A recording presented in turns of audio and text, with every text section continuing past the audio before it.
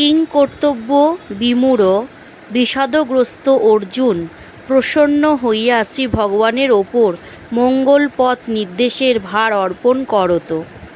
তুষ্ণীয় বহুবহ নীরব হইলেন। শ্রী ভগবান তখন গীতা বলিতে আরম্ভ করিলেন।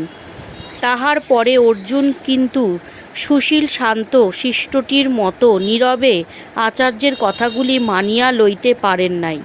মাঝে মাঝে অনেক কথা বলিয়াছেন, বুদ্ধিমান ছেলের মতো কঠিন প্রশ্নের অবতারণা করিয়াছেন, যাহার ফলে বক্তার বক্তৃতা বিশেষভাবে নিয়ন্ত্রিত হইয়াছে। গীতা গ্রন্থের যে রূপ হইয়াছে, অর্জুন নীরব শ্রোতা হইলে কিছুতেই সে রূপ হইত না। বক্তা শ্রী ভগবানের দিক হইতে সাধারণত গীতার আলোচনা হইয়া থাকে। শ্রী ভগবান কি কি বললেন তাহাও আমরা শুনিয়া থাকি।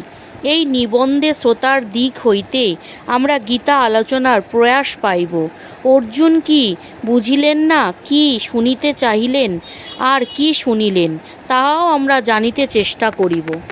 অর্জুন মাঝে মাঝে কথা বলিয়াছেন বলিয়া যেন কোনো প্রকার বাকবাহুল্য প্রকাশ করিয়াছেন তাহা নহে।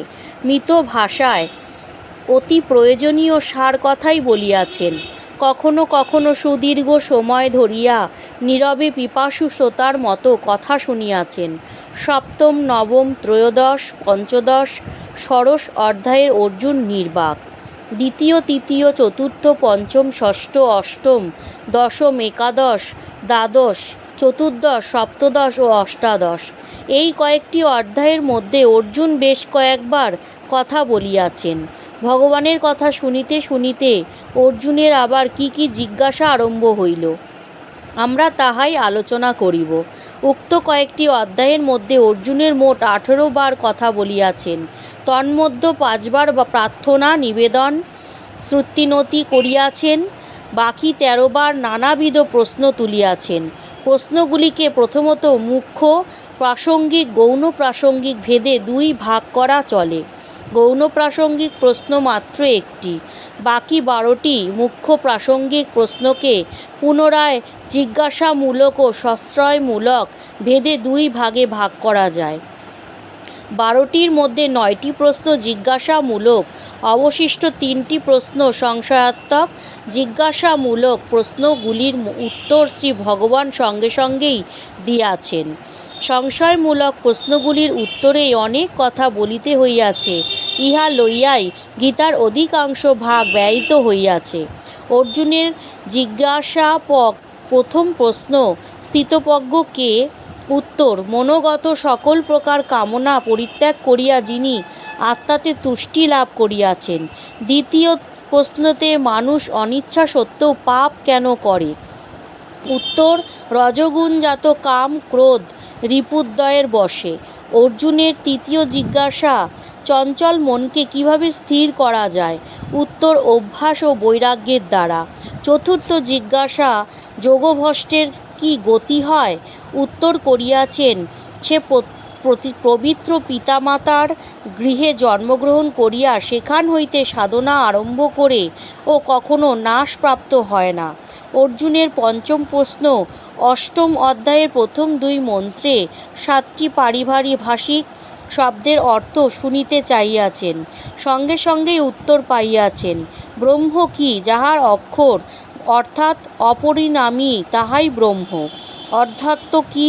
ব্রহ্মের স্বভাব অর্থাৎ শক্তি বিশেষই অধ্যাত্ম। কর্ম কি? জীবের কল্যাণ কামনায় ভাগ্যই কর্মপদবাচ্য। অধিভূত কি? যাহা ক্ষয়শীল তাহাই অধিভূত। অধিদৈব কি?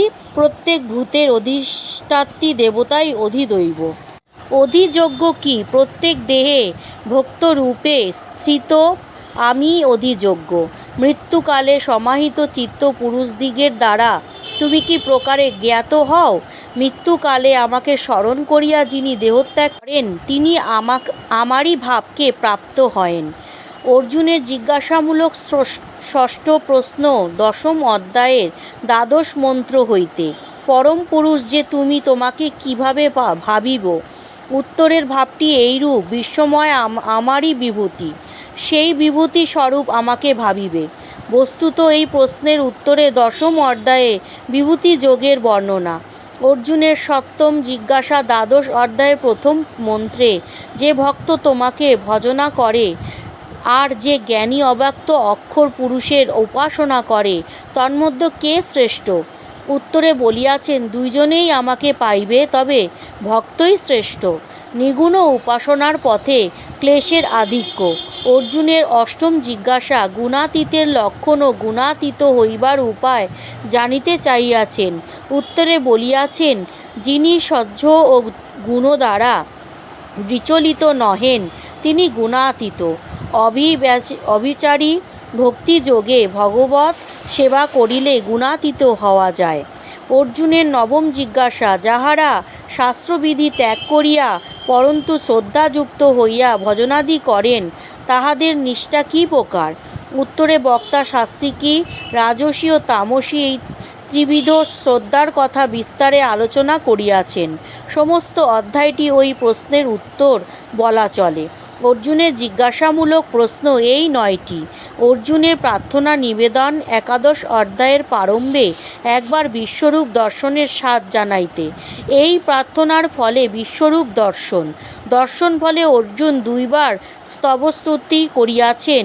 এই 3বার ছাড়া আরও 2বার কৃতজ্ঞতার ভাষায় স্বকীয় মনের অবস্থা নিবেদন করিয়াছেন। একবার বিশ্বরূপ দর্শনে ভীত হওয়ার পর পুনঃ মনুষ্যরূপে দেখা পাইয়া যে সুস্থ ও প্রকৃতিস্থ হইয়াছে তাহা জানাইয়াছেন। আরও সর্বশেষে সমগ্র গীতা শ্রবণান্তে যে মহাশূন্যগত সন্দেহ হইয়া স্বভাবে স্থিত হইয়াছেন এবং ঋষিকেশের কথানুসারে কার্য করিবেন, এই কথা নিবেদন করিয়াছেন। নিবেদনাত্মিকা কথা অর্জুনের মুখে এই 5বারই। অর্জুনের সংশয়মূলক প্রশ্ন 3টি। দ্বিতীয় অধ্যায়ের 1ম মন্ত্র, 5ম অধ্যায়ের 1ম মন্ত্র ও অষ্টাদশ অধ্যায়ের 1ম মন্ত্র। এই প্রশ্নোত্তরের উত্তরে শ্রী ভগবানকে অনেক কথা বলিতে হইয়াছে। বস্তুত এই প্রশ্নোত্তরের উত্তরেই উপরের গীতার বিশিষ্ট রূপটি অঙ্কিত হইয়াছে। এই প্রশ্ন কয়টি, কি এবং কিভাবে উত্তরে কি কথা বলিয়াছেন তাহা আলোচনা করিবার পূর্বে যে প্রশ্নটিকে আমরা গৌণ প্রাসঙ্গিক বলিয়াছি তাহাই বিবেচনা করিব। জয় জগৎবন্ধু, জয় শ্রী গুরুদেব, জয় মহারামব্রতজির জয়। হরে কৃষ্ণ কৃষ্ণ কৃষ্ণ হরে হরে, হরে রাম রাম রাম হরে হরে।